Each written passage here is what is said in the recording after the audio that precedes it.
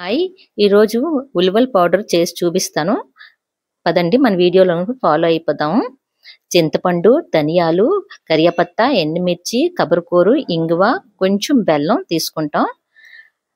First మనం ఒక pan తీసుకొని ఆ ప్యాన్లోని 1 కప్పు ఉలువలు వేపుకుంటాం.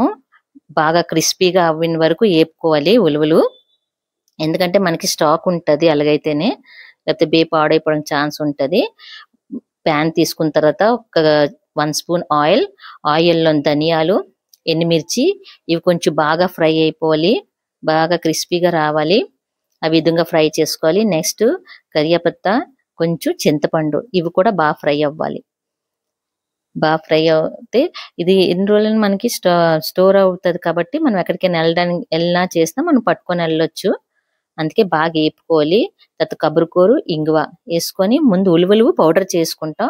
నెక్స్ట్ ఎండుమిర్చి, కొబ్బరికూరు, ఇంగువ ఇవన్నీ కలిపి పౌడర్ చేసుకున్న తర్వాత ఆ ఉలువల పౌడర్ వేసుకొని దాంట్లో కొంచెం బెల్లం వేసుకొని తర్వాత సాల్ట్ వేసుకొని మళ్ళీ మిక్సీ ఒకసారి చేసుకుంటాం.